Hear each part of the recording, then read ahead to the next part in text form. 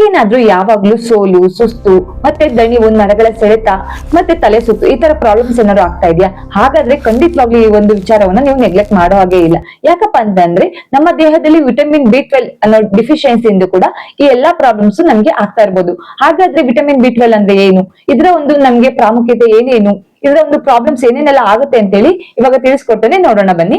ಮೊದಲನೇದಾಗಿ vitamin B12 ಅನ್ನೋದು ನಮ್ಮ ದೇಹಕ್ಕೆ ಬೇಕಾಗಿರ್ತಕ್ಕಂತಹ ಒಂದು ಪ್ರಮುಖವಾದ ಪೋಷಕಾಂಶ ಅಂತಾನೆ ಹೇಳ್ಬೋದು. ಇದರ ಒಂದು ಪ್ರಾಮುಖ್ಯತೆಯ ಬಗ್ಗೆ ನಾವು ನೋಡೋದೇ ಆದ್ರೆ, ಮೊದಲನೇದಾಗಿ ನಮ್ಮ ದೇಹದ ಒಂದು ನರಗಳ ಕಾರ್ಯಕ್ಷಮತೆ ಚೆನ್ನಾಗಾಗ್ಬೇಕು ಅಂತಂದ್ರೆ ನಮ್ಗೆ ವಿಟಮಿನ್ B12 ಅನ್ನೋದು ಮುಖ್ಯ. ಮತ್ತೆ ನಮ್ಮ ಮೆದುಳಿನ ಆರೋಗ್ಯಕ್ಕೆ, ಮತ್ತೆ ರಕ್ತ ಕಣಗಳ ಒಂದು ನಿರ್ಮಾಣಕ್ಕೆ ಆಗಿರ್ಬೋದು, ಮತ್ತೆ ನಮ್ಮ ದೇಹದ ಎನರ್ಜಿ ಅನ್ನೋದು ಚೆನ್ನಾಗಿರ್ಬೇಕು ಅಂತಂದ್ರೆ ಈ ಒಂದು ವಿಟಮಿನ್ ಅನ್ನೋದು ನಮ್ಗೆ ತುಂಬಾನೇ ಮುಖ್ಯ ಆಗಿರುತ್ತೆ.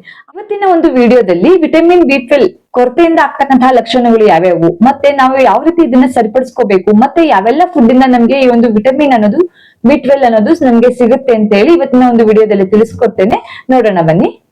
ಈಗ ಈ ಒಂದು ವಿಟಮಿನ್ B12 ಕೊರತೆಯಿಂದ ಆಗ್ತಕ್ಕಂತಹ ಲಕ್ಷಣಗಳ ಬಗ್ಗೆ ನಾವು ನೋಡೋದೇ ಆದ್ರೆ, ಮೊದಲನೇದಾಗಿ ಸೋಲು, ಸುಸ್ತು, ದಣಿವು, ಮತ್ತೆ ಶಕ್ತಿನೇ ಇಲ್ಲದೆ ಇರೋ ರೀತಿ ನಮ್ಮ ದೇಹ ತುಂಬಾನೇ ದುರ್ಬಲ ಆಗೋಗುತ್ತೆ ಇದರ ಒಂದು ಕೊರತೆಯಿಂದ ಅಂತಾನೆ ಹೇಳ್ಬೋದು. ನಮ್ಗೆ ಯಾವ್ದೇ ಒಂದು ಕೆಲಸವನ್ನ ಮಾಡ್ಬೇಕು ಅಂದ್ರೆ ನಮ್ಗೆ ಯಾವ್ದೇ ರೀತಿ ಇಂಟ್ರೆಸ್ಟೇ ಇರೋದಿಲ್ಲ. ನಮ್ಗೆ ಯಾವಾಗ್ಲೂ ಸೋಲು ಸುಸ್ತು ಆಗೋದ್ರಿಂದ ಯಾವ್ದೇ ಕೆಲಸದ ಮೇಲೂ ನಮ್ಗೆ ಇಂಟ್ರೆಸ್ಟ್ ಇರೋದಿಲ್ಲ. ಇದು ಒಂದು ಮೇನ್ ಪ್ರಾಬ್ಲಮ್ ಅಂತಾನೆ ಹೇಳ್ಬೋದು.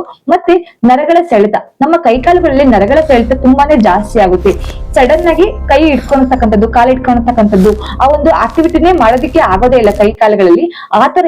ಆತರ ಇದ್ರಲ್ಲಿ ಒಂದು ಪ್ರಾಬ್ಲಮ್ಸ್ ಜಾಸ್ತಿ ಆಗುತ್ತೆ. ನರಗಳ ಸೆಳೆತ ಅನ್ನೋದು ಜಾಸ್ತಿನೇ ಆಗುತ್ತೆ ಒಂದು ವಿಟಮಿನ್ ಕೊರತೆಯಿಂದ ಅಂತಾನೆ ಹೇಳ್ಬೋದು. ಈ ಒಂದು ವಿಟಮಿನ್ B12 ಕೊರತೆಯಿಂದ ಕೂದಲು ಉದುರತಕ್ಕಂತಹ ಚಾನ್ಸಸ್ ತುಂಬಾ ಜಾಸ್ತಿ ಆಗುತ್ತೆ. ಮತ್ತೆ ಪದೇ ಪದೇ ತಲೆ ಸುತ್ತು ಬರ್ತಕ್ಕಂಥದ್ದು, ಮಾಮೂಲಿ ಕೂತಿದ್ದಾಗ ಮತ್ತೆ ಸಡನ್ ಆಗಿ ಎದ್ದ ತಕ್ಷಣ ತಲೆ ಸುತ್ತು ಬರ್ತಕ್ಕಂಥದ್ದಾಗಿರ್ಬೋದು, ಸ್ವಲ್ಪ ಓಡಾಡಿದ ತಕ್ಷಣ ನಮ್ಗೆ ತಲೆ ಸುತ್ತು ಬರ್ತಕ್ಕಂಥದ್ದು, ಈ ಎಲ್ಲದೂ ಕೂಡ ಈ ಒಂದು ವಿಟಮಿನ್ ಕೊರತೆಯಿಂದ ಆಗಿರ್ತಕ್ಕಂಥದ್ದಾಗಿರ್ಬೋದು.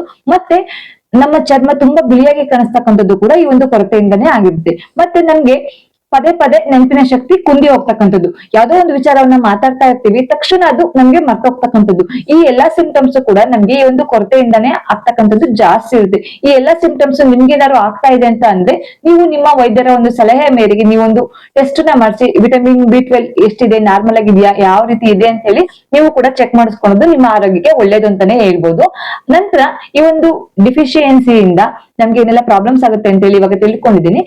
ಈ ಒಂದು ಡಿಫಿಷಿಯನ್ಸಿನ ನಾವು ಕಂಟ್ರೋಲ್ ಮಾಡ್ಕೊಳ್ಳೋದಕ್ಕೆ ನಾವು ಯಾವೆಲ್ಲ ಫುಡ್ ನಾವು ರೆಗ್ಯುಲರ್ ಆಗಿ ಫಾಲೋ ಮಾಡ್ಬೇಕು ಅಂತ ಹೇಳಿ ಈಗ ತಿಳಿಸ್ಕೊಡ್ತೇನೆ, ನೋಡೋಣ ಬನ್ನಿ.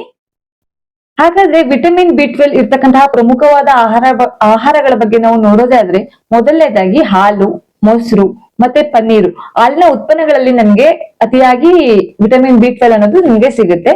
ನಂತರ ಮೊಟ್ಟೆ ಆಗಿರ್ಬೋದು, ಮತ್ತೆ ಕೋಳಿ ಮಾಂಸಗಳಲ್ಲಿ, ಮತ್ತೆ ಮೀನು, ಈ ಒಂದು ಫುಡ್ ಗಳಲ್ಲಿ ನಮ್ಗೆ ವಿಟಮಿನ್ ಅನ್ನೋದು ತುಂಬಾ ಚೆನ್ನಾಗಿ ಸಿಗ್ತಕ್ಕಂಥದ್ದು ಜಾಸ್ತಿ ಇರುತ್ತೆ. ಆದ್ರೆ ಸಸ್ಯಾಹಾರಿಗಳಲ್ಲಿ ವಿಟಮಿನ್ B12 ಡಿಫಿಷಿಯನ್ಸಿ ಅಂದ್ರೆ ಈ ಒಂದು ತೊಂದರೆ ಆಗ್ತಕ್ಕಂಥದ್ದು ಜಾಸ್ತಿ ಈ ಒಂದು ಸಸ್ಯಾಹಾರಿಗಳಲ್ಲೇ ಆಗಿರುತ್ತೆ. ಯಾಕೆ ಅಂದ್ರೆ ಎಷ್ಟೋ ಜನ ಈ ಒಂದು ಹಾಲಿನ ಉತ್ಪನ್ನಗಳನ್ನ ಸರಿಯಾದ ರೀತಿಯಲ್ಲಿ ನಾವು ತೆಗೆದುಕೊಳ್ಳೋದಿಲ್ಲ. ಮಾಂಸಾಹಾರಿಗಳಲ್ಲಿ ಮಾಮೂಲಿಯಾಗಿ ಮೊಟ್ಟೆ ಆಗಿರ್ಬೋದು, ಮೀನಾಗಿರ್ಬೋದು, ಚಿಕನ್ ಆಗಿರ್ಬೋದು, ಈ ತರ ಎಲ್ಲದನ್ನು ಅವ್ರು ಬಳಸೋದ್ರಿಂದ ಅವ್ರಿಗೆ ಈ ತರ ಒಂದು ಡಿಫಿಷಿಯನ್ಸಿ ತುಂಬಾನೇ ಕಡಿಮೆ ಇರುತ್ತೆ. ಆದ್ರೆ ಸಸ್ಯಾಹಾರಿಗಳಲ್ಲಿ ಒಂದು ಪ್ರಾಬ್ಲಮ್ ಜಾಸ್ತಿನೇ ಇರ್ತಕ್ಕಂಥದ್ದು ಜಾಸ್ತಿ ಇರುತ್ತೆ. ಹಾಗಾಗಿ ಈ ಒಂದು ಸಸ್ಯಾಹಾರಿಗಳಲ್ಲಾಗಿರ್ಬೋದು, ಮತ್ತೆ ವಯಸ್ಸಾಗಿರ್ತಂತರಾಗಿರ್ಬೋದು, ಮತ್ತೆ ಜೀರ್ಣಕ್ರಿಯೆಯ ಪ್ರಾಬ್ಲಮ್ ಇರ್ತಕ್ಕಂಥರಾಗಿರ್ಬೋದು, ನೀವು ಒಂದು ವೈದ್ಯರ ಸಲಹೆಯ ಮೇರೆಗೆ ಈ ಒಂದು ವಿಟಮಿನ್ B12 ತುಂಬಾ ಕೊರತೆ ಆಗ್ತಾ ಇದೆ ಅಂತ ಅಂದ್ರೆ ಈ ಒಂದು ವೈದ್ಯರ ಸಲಹೆ ಮೇರೆಗೆ ನೀವು ಸಪ್ಲಿಮೆಂಟ್ ಅನ್ನ ಬಳಸ್ತಕ್ಕಂಥದ್ದು ತುಂಬಾನೇ ಮುಖ್ಯ ಆಗಿರುತ್ತೆ. ಹಾಗಾಗಿ ನಾವು ಈ ಒಂದು ಹಾಲಿನ ಉತ್ಪನ್ನಗಳನ್ನ ನಾವು ಸರಿಯಾದ ರೀತಿಯಲ್ಲಿ ಫಾಲೋ ಮಾಡೋದು ತುಂಬಾನೇ ಮುಖ್ಯ ಆಗಿರುತ್ತೆ. ನಾವು ಬ್ಯಾಲೆನ್ಸ್ಡ್ ಡಯಟ್ ಅನ್ನ ಫಾಲೋ ಮಾಡೋದು ತುಂಬಾನೇ ಮುಖ್ಯ. ಮತ್ತೆ ನಮ್ಮ ದೇಹದ ಜೀರ್ಣಕ್ರಿಯೆಯನ್ನು ಕೂಡ ನಾವು ತುಂಬಾ ನೀಟಾಗಿ ಇಟ್ಕೋಬೇಕಾಗುತ್ತೆ. ವಿಟಮಿನ್ B12 ಅನ್ನೋದು ನಮ್ಮ ದೇಹಕ್ಕೆ ತುಂಬಾನೇ ಪ್ರಮುಖವಾಗಿ ಬೇಕಾಗಿರ್ತಕ್ಕಂತಹ ಪೋಷಕಾಂಶ. ಇದನ್ನ ನಾವು ಕರೆಕ್ಟ್ ಆಗಿ ನಾವು ಫಾಲೋ ಮಾಡ್ಲೇ ಇಲ್ಲ ಅಂತಂದ್ರೆ ನಮ್ಮ ದೇಹಕ್ಕೆ ಇದರಿಂದ ದೊಡ್ಡ ಹಾನಿಯನ್ನು ಕೂಡ ಆಗ್ತಕ್ಕಂಥದ್ದು ಜಾಸ್ತಿನೇ ಇರುತ್ತೆ. ನಮ್ಮ ಆರೋಗ್ಯವನ್ನ ನಾವು ಸರಿಯಾದ ರೀತಿಯಲ್ಲಿ ಕಾಪಾಡ್ಕೋಬೇಕು ಅಂದ್ರೆ ನಮ್ಮ ಆಹಾರ ಪದ್ಧತಿ ಅನ್ನೋದು ತುಂಬಾನೇ ಮುಖ್ಯ ಆಗಿರುತ್ತೆ.